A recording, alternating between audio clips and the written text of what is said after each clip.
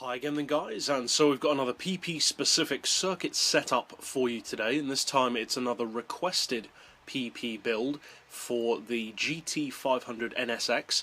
In particular, this is the 2006 ARTA NSX, but to some degree this tune can work for more than one model. They do have slightly different specs of course, but you can use it as kind of a general overview tune if you do want to use on a couple of the others. I'd recommend using it more on the newer models because the older NSXs do have more different handling overall. Now I've left it on racing hards because the NSX is notorious for handling. It's a fast car but not necessarily the easiest to work with, so in order to see if we can really get it under control I've left it on that. And also incidentally I will be doing a Leash the Beast build for the NSX JGTC models overall, but not yet, basically. As far as suspension, we've got the ride height as low as possible, springs on 13, 50 and 18, the dampers and anti-roll to 4, camber perhaps surprisingly low on 1. You could of course increase that, but as I've mentioned before on the channel, I like to make my cars now with as little camber as possible.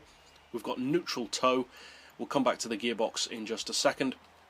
For the diff, and of course I would recommend messing around with this to find what works best for your particular driving style, but I like my cars to be relatively heavy around corners. I prefer that. So I've got the highest initial torque, the lowest acceleration and a little bit of braking sensitivity to give it more control under braking. As far as power, we've got the high RPM turbo and an oil change.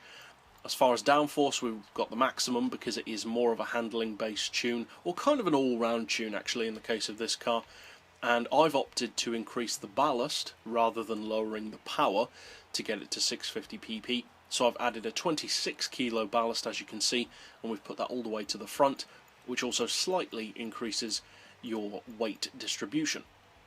Finally, for the gearbox, although this has a huge amount of power, I have not built it as a top speed tune. So this car only does around 200, maybe 210 under its own power. If you need it to do more, obviously you'll have to change your downforce and lower the final drive a bit more. But I've gone for an auto setting of 205, then individual gears of 3.2, 2125, 1550, 1.2, 960 and 800 with a final drive of 3.7. And as I said, if you do need more top speed or at least draft potential, lower that final drive a little bit more. But that's overall for this 650 pp setup. Now let's take it out to a track to see how it feels.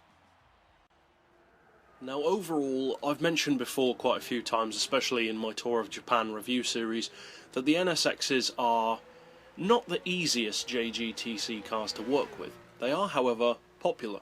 The Stealth model in particular is a very popular model. This tune doesn't make the car handle perfectly. This isn't a Leash the Beast build anyway, so we're not trying to bring the car under total control. This is more about being an all-round quick machine.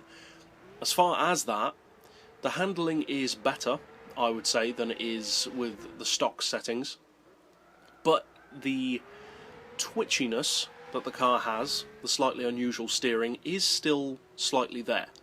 So you do need to bear that in mind. It is an extremely quick car, but definitely bear that in mind. The handling is smoother than before, more controlled, more predictable, but it does still have that slight tendency to have a bit of a light front end. So if you do decide to use this build overall, obviously I hope you find it fun and competitive in racing, and if you'd like to keep up with other tunes like this in the future, be sure to hit subscribe down below.